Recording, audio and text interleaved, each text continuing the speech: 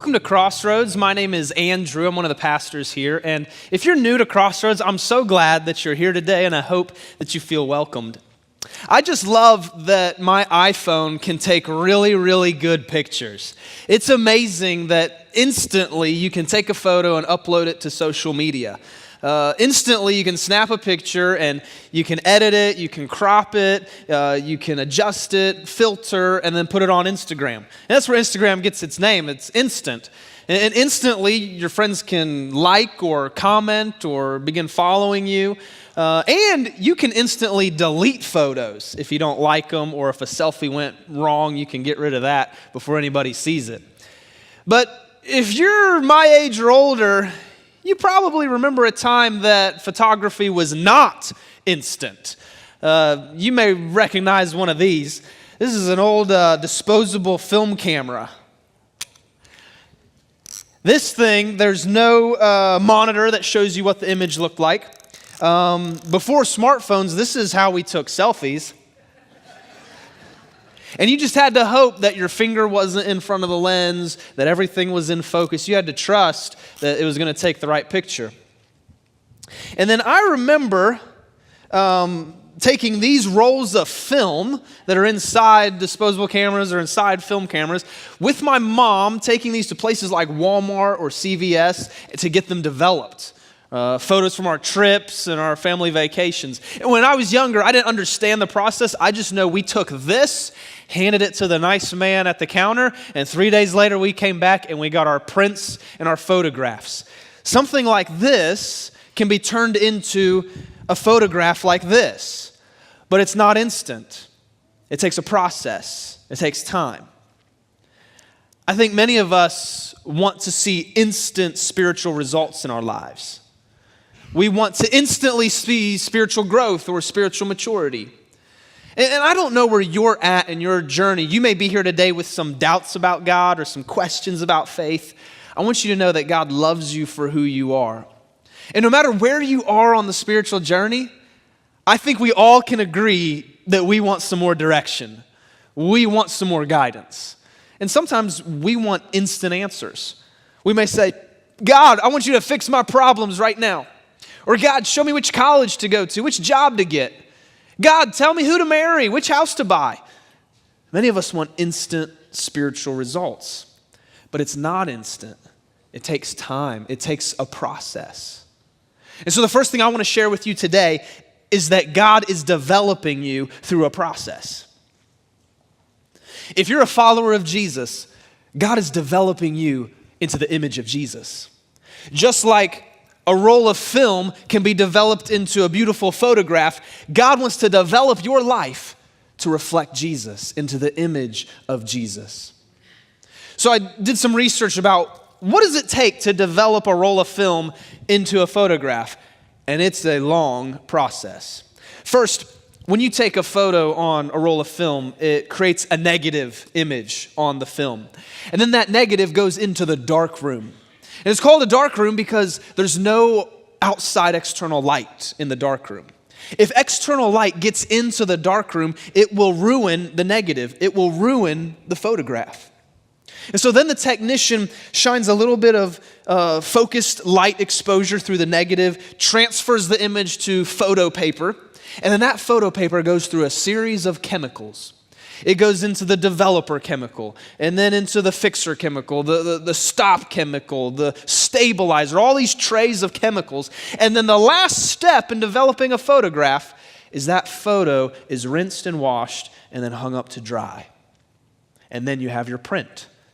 It's a long process to take something like this and turn it into a photograph like this. It's a long process with a lot of details, and you have to trust the process. If you interrupt the process, the photo will be ruined. If you speed up the process, you won't get the product you want. You have to trust the process. And so this is our big idea today. Trust the process. God is developing you through a process. If you're a follower of Jesus, He wants your life to look like Jesus. He wants your relationships to reflect Jesus. He wants your parenting to look like Jesus. He wants your work habits to imitate Jesus. God is developing you to be more like Jesus. And sometimes we have to go into the dark rooms of life to be developed. And the dark rooms of life are not always pain and suffering. That can be true. But sometimes the dark rooms are simply just waiting. Maybe a long period of time, just waiting for a breakthrough, waiting for progress. Or your dark room may feel like obscurity, like nobody knows your potential. Maybe you feel like you've been passed over. Nobody sees what you're capable of, or maybe you feel forgotten. Sometimes in the dark rooms of life, you can feel all alone and abandoned. Sometimes in the dark rooms, you may be questioning, why are certain things happening the way they are? I want to encourage you today that God has not forgotten you. He's still developing you. In the dark rooms, you may be second-guessing some decisions, or maybe somebody let you down that you trusted, and now you have doubt. Be encouraged. God is with you in the dark room. He's still developing you. Trust the process. Trust the process. This image is a photograph of the statue of St. Paul in the Vatican in Rome. And today we're going to look at the life of Paul, a real person who followed Jesus in the first century. His life story is found in the book of Acts in the Bible, and we'll be looking at a part of his story from Acts chapters 22 through 27. If you need an extra Bible, there's ushers who have them. I encourage you to have your Bible app open to follow along. And the first place we're going to look at is Acts chapter 19, verse 15, the very beginning of Paul's story. And let me give you some background about Paul. Before Paul became a follower of Jesus, he hated Christians. He thought that Christians were a threat to his Jewish religion, and he wanted to destroy all of the Christians. And so he persecuted them, he arrested Christians, he put them in prison, he wanted to kill Christians. But God wanted to develop Paul. God had a plan for Paul. God transformed Paul's life, and he began following Jesus. And so I want us to look at Acts chapter 9, verse 15. Let's read what Paul says, or what God says about Paul. God says, "This man Paul is my chosen instrument to proclaim my name to the Gentiles and their kings." He says, Paul is my chosen instrument. God chose Paul even before Paul chose God. God chooses you. Maybe you've been following Jesus for a while. He still chooses you every day. Or maybe you're here today and you're far from God. Maybe you have nothing to do with God. God chooses you. He's seeking you today. He says, Paul is my chosen instrument to proclaim my name to the Gentiles and their kings. That's important. If you want to underline or circle that, to their kings. It's leaders, emperors. It's going to be important for our story. To their kings and to the people of Israel. So God calls Paul and sends him to tell everyone about Jesus. And so Paul spends his life traveling the Roman Empire, planting churches, starting new churches, and he wrote many of the letters that are in the Bible today.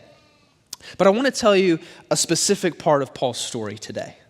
A specific part about his development. And so I'm going to share the whole story, and then we'll go back through and look at specific principles that we apply to our life.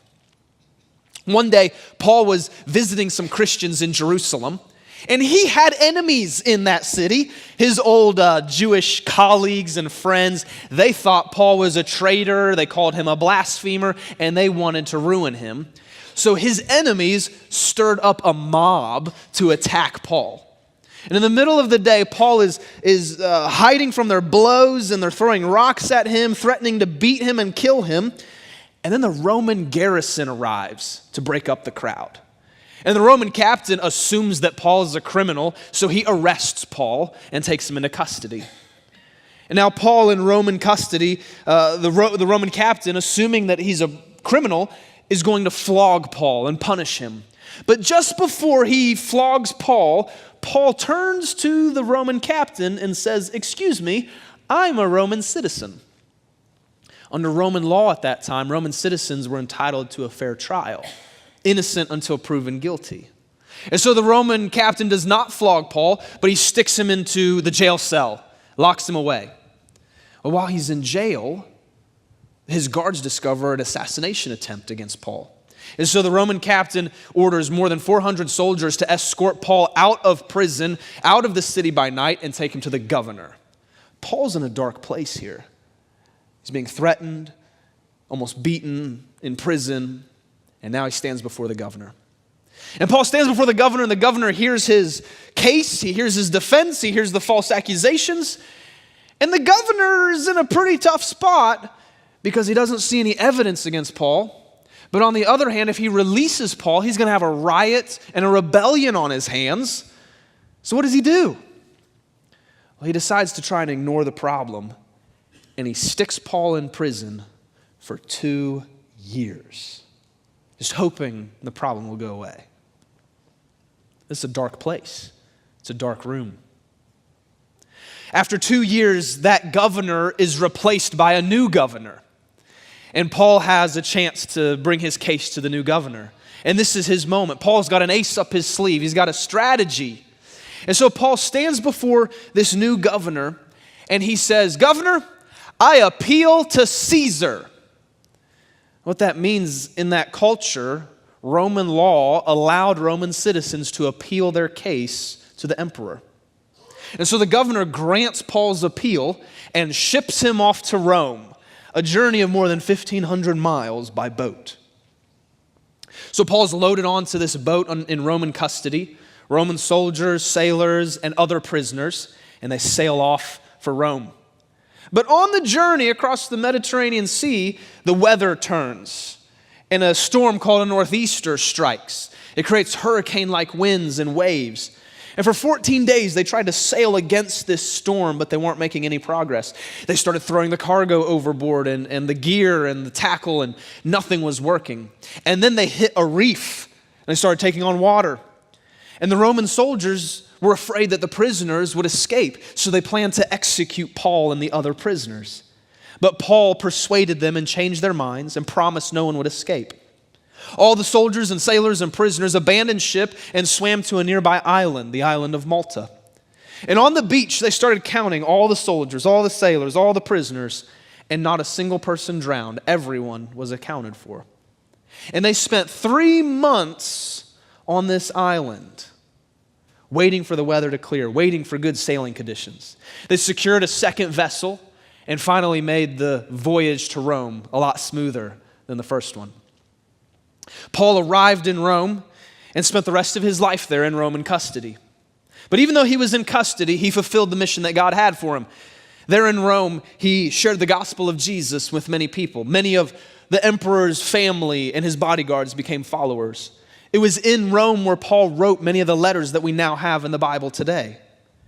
Paul had to trust the process. And most historians believe that Paul did stand before the emperor and share the message of Jesus to the most powerful man in the world at that time. He had to trust the process. God planned all along to take Paul to Rome because God knew if he got Paul to Rome, he was the right man to spread the news of Jesus. If Paul got to Rome, the message of Jesus would spread to the entire world. Paul had to trust the process. Do you ever feel like Paul sometimes? Maybe you're not being threatened by a mob or being arrested, but do you ever feel like things are out of your control? Maybe you're not been shipwrecked on the open seas, but do you ever feel like you're lost or spiritually drifting, confused? I want to encourage you, God is developing you through a process. Even in the dark rooms, even in the challenges, you're being developed into the person that God created you to be. He's developing you to be more like Jesus. And the next thing that Paul's life teaches us is that suffering is part of the process. Paul suffered greatly, and God used that suffering to develop him. Now, I want to be very clear. I don't want anyone to miss what I'm saying. I am not saying that God causes your suffering. I'm saying God uses suffering. God does not let suffering get the final word. God does not let suffering win. He uses suffering. Look at Acts chapter 9, verse 15 through 16. God says, "This man Paul is my chosen instrument to proclaim my name to the Gentiles and their kings and to the people of Israel. I will show him how much he must suffer for my name." Even in the very beginning, God knew that Paul was going to suffer. But God was going to use that suffering to develop him. Even when Paul was in prison, God was developing him. Even when his life was threatened, God was developing him. Even when he was on a boat and about to be shipwrecked, God was developing him. God was using the process to make Paul the man to stand in front of the emperor and share the message of Jesus. God is developing you. He's making you into the person he wants you to be. Just like a film gets developed into a photograph. When you take a picture with a camera, it puts the image on this film. It's called a negative. And then in the dark room, the technician will shine a focused exposure of light through the negative. The light shines through the negative and transfers the image to photo paper. While that light is briefly shining through the negative, the technician is enlarging the image and focusing the image to transfer it to the photo paper as that light shines through the negative. The light of Jesus can shine through your negative situation. The light of Jesus can shine into your life. And you may be in a negative situation. It may be a financial issue that you're facing today. It may be a family crisis. You might be in a negative situation at work, or something threatening your marriage. Or maybe it's something personal and internal that you're struggling with that keeps you awake at night. You may be in a negative situation, but I want to tell you, the love and the light of Jesus can shine into your negative situation. Jesus is going to enlarge your calling, and he's going to focus your purpose even in the negative. Trust the process. Trust him who's controlling the process, because he's developing you. He's making you into the image of Jesus. And if you want to become more like Jesus, be prepared that suffering is a part of the process. Jesus suffered the greatest possible pain. And if we want to become more like him, we need to be prepared to suffer. But there's good news. Even when we're in the dark room, even when we're in the negative, you are never alone in the dark room. When Paul was arrested, they put him in prison. And I'm sure that he felt discouraged and alone. I'm sure that he's a preacher. He's an evangelist. I'm sure he felt stuck. Maybe even doubted what was going to happen next. But God spoke to him in the dark room. Look at Acts 23, verse 11.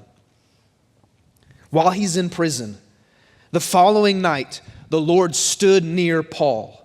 You can circle that or underline that. The Lord stood near Paul and said, "Take courage. As you have testified about me in Jerusalem, so you must also testify in Rome." Jesus was right there with Paul in the dark room. And even though Paul would spend 2 more years in that jail cell, Jesus was with him. He affirms Paul. He says, "Paul, take courage. You've done the right thing. You've testified about me. I'm proud of you. I'm pleased." And then he gives him a vision for his future. He says, "We're going to take you to Rome. Bigger things are ahead. Better days are ahead. I've got you." And what we learn here from Paul's life is that Jesus stands with you in the process. The text says Jesus stood with Paul, and Jesus stands with you. You are not alone. You are not abandoned. He stands with you. No matter what you're going through, Jesus is still in control. Trust the process. I know a crossroader who experienced a breakup with a significant other. They'd been dating for a while, but the other person in the relationship just ended things, just quit and walked away. No warning, no explanation, no closure. And the crossroader was left hurt, broken, frustrated, and depressed. And in that dark season, in that dark room of suffering, that crossroader reached out to God. That crossroader discovered that Jesus stands with you in the dark room, in the process. I spoke to that crossroader recently, and they told me that in that dark room, they became more desperate for God's presence. And this person said to me, "Even though I felt lonely, I'm not alone. And I stopped trying to control the situation. I started praying, and God became more meaningful. Even when I'm lonely, I'm not alone." Jesus stands with you in the process. Trust the process. And if you're like this crossroader in a dark place or a dark room or a negative, I encourage you to do what that crossroader did. Start meeting with God daily. Start praying to God daily, asking for His presence and His comfort. Open the Word of God daily and let that light shine into your negative. If you need help starting to read the Bible, I encourage you to grab one of the reading plans at the welcome table. It looks like a bookmark. It's a good place to start. Or to download the Bible app called YouVersion. It's a free app, and there's reading guides in there. There's helpful tools and ideas about how to engage the Bible, because the light of God's Word can shine into your negative. Jesus stands with you in the process. You are not alone. Even when you feel like no one is standing with you, Jesus stands with you. When your parents don't stand with you, Jesus is standing with you. When you feel like you stand alone, you are not alone. He stands with you. Jesus is with you in each situation. He's with you in the divorce. Jesus is with you in the hospital room. He's with you in the waiting room. Jesus is with you in the kitchen. He's with you in the cubicle. He's with you in the lonely nights. Jesus is with you in the classroom, in the locker room, and the boardroom. Jesus stands with you. Trust the process, because you can trust Him who controls the process. Jesus stood with Paul in prison, and it took 2 years for him to get released. It wasn't instant. But then he boarded a ship, and that boat sailed for Rome. But before they got there, they hit the storm, and Paul's life was being threatened again. Let's jump to that moment when Paul's on the boat. This is Acts chapter 27, starting in verse 19.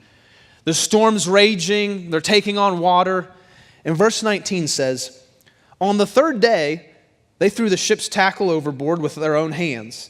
And when neither sun nor stars appeared for many days and the storm continued raging, we finally gave up all hope." They gave up all hope. Maybe that's where you're at today. Maybe you're ready to give up all hope. Perhaps you've tried praying, but there's been no results. Maybe you've tried therapy, but you can't get past the mental blocks. Maybe you've tried medication, but there's still no healing. You've tried self-help, but there's no progress, and you feel like giving up all hope. I want to encourage you, continue to trust the process. I encourage you, remember whose you are in the process. Remember who you belong to in the process. When you feel alone, when you feel hopeless, remember whose you are in the process. If you're a follower of Jesus, you belong to God. If your faith is in Jesus, He has you secure, and He's with you even in the process, even in the dark room. Remember whose you are. And this is exactly what Paul does. So imagine this, he's on the boat, they're taking on water. The sailors, the soldiers have given up hope. There's talk of executing the prisoners, but Paul still trusts the process. Look at Acts 27, verse 23. Paul stands up in front of the entire crew and all the soldiers, and he says, "Last night, an angel of the God to whom I belong," remember whose you are. Remember who you belong to. The God to whom I belong and whom I serve stood beside me. Jesus stands with you in the process. Jesus stood with Paul in prison, and now when they're about to be drowned, again, God is standing with Paul. He says, "An angel stood with me and said, 'Do not be afraid, Paul. You must stand trial before Caesar, and God has graciously given you the lives of all who sail with you. So keep up your courage, men, for I have faith in God that it will happen just as He told me.'" Paul trusted the process. When his life was being threatened, he trusted the process. When he was in prison for 2 years, he trusted the process. When he's on a boat about to be drowned, he trusted the process. He remembered that God made him a promise. God said, "Paul, you're going to Rome." He trusted the process. Even when everyone else gave up hope, Paul remembered who he belongs to. I know a crossroader who walked into a seemingly hopeless situation one Monday morning. They arrived at work on a typical Monday and discovered, surprisingly, that the night before, many of their coworkers and employees at the company had packed up and left. Without warning, without explanation or advance notice, they packed up their desks and they just left. And on top of that, these coworkers left to take jobs at a competitor in their industry. And so a lot of people at the original company felt betrayed and let down. Some of them went into a panic about what's going to happen next. They had to scramble to pick up the work that the other people dropped on them. But this crossroader said, even though it seemed a little hopeless, they felt God had put that crossroader there to bring the light and the hope of Jesus. That crossroader said they started to talk about faith with their coworkers, started to pray for their boss and for their leaders, because that crossroader knows who they belong to. That crossroader knows even in a difficult situation, they belong to God, and they trusted the process. Maybe you feel hopeless today. Trust the process. Remember whose you are. You may feel like God has left you out to dry and you're completely hopeless. You may feel like quitting today because you feel God's hung you out to dry. Well, do you remember what the last step in developing a photograph is? That photo is rinsed and washed, and then it is hung up to dry. It's the last step. So if you feel abandoned, if you feel hung out to dry, hang in there, because it may be the last part of your development. It may be the final step. God is with you. He's not done with you. He has a future for you. It is not over. Trust the process, because you can trust Him to whom you belong. Remember whose you are. Today, if you're feeling stuck in the dark room, if you're feeling spiritually trapped, my advice is to take a step, even if it's just a small step. Even if it's just showing up, take a step. That step for you may be to join a small group, try out a small group. Or it may be to go back and return to a small group. Maybe your step is to take a step in the growth track at Crossroads, the Following Jesus class or Making Disciples class. Whatever it is, take a step. Today, your step might be to follow Jesus for the first time in your life. You may be here today and you're far from God. Maybe you've been a long time since you've been in church and you have nothing to do with God. Today, your step is to trust Jesus and follow Him. I heard someone once say, you will never truly know who you are until you know whose you are. Who do you belong to? And if you're not following Jesus, I encourage you to make that decision today. Because 2,000 years ago, God sent His Son Jesus to die for us so that we can be saved. Jesus died on the cross so that we could be forgiven. It was the darkest moment of His life as He hung on that cross, displaying God's love for you and me. After He died, they took His body down and they put it into a tomb. And Jesus was in a dark room, in a dark tomb for 3 days. But on that third day, God the Father raised Jesus from the dead. He shined His light into that dark situation and brought Jesus back, proving that you can trust Him, you can follow Him. If you put your trust in Jesus, you will be saved and forgiven. Trust the process. Do you follow Him today? When you're in the dark room, when you feel like giving up hope, remember whose you are. Remember who died for you. Remember who suffered for you. Remember who you belong to. Who knows all the pain in your life? Who knows every problem in your life? God does. He has chosen you. He wants you. He has selected you. If you're following Jesus, you are God's child. You are not abandoned. You are not an accident. You are not alone. You are not a mistake and you are not random. He knows you. He sees you and He wants you. Remember whose you are in the process.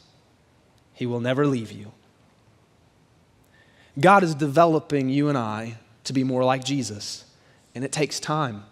It takes a process. Just like a roll of film is developed into a beautiful photograph, God is developing you into the image of Jesus. Trust the process. There's one more thing that I want us to notice from Paul's story. It's in Acts chapter 9, verse 15. It says, God says, this man Paul is my chosen instrument. God chooses you. Even when you've been rejected by all others, He chooses you. And then it says, Paul is my chosen instrument. This word instrument is not talking about a guitar or a keyboard or a trumpet. It's something different. Take your hands and hold them like this in front of you. This word instrument actually means a vessel, like a bucket or a cup or a bowl. And so God is saying, your life is a vessel that I want to fill up with my presence. And before you can share his love and hope with the world, you got to be filled up. If you imagine your life as a bowl, as a vessel, are you filled up with God today? Or is there some holes in your bowl? Is your cup a little leaky? Are you a little empty today? I don't know your situation. I don't know what you've been through, but I do know there's more of God, and he wants to fill you up today. In a moment, our worship and music team is going to come out and sing another song. But in this moment, we're going to receive from God. There's more for you today. Even in the dark room, there's more. Even in the negative, there's more. Will you receive more today? There's healing here. There's hope here. Let him fill you up today.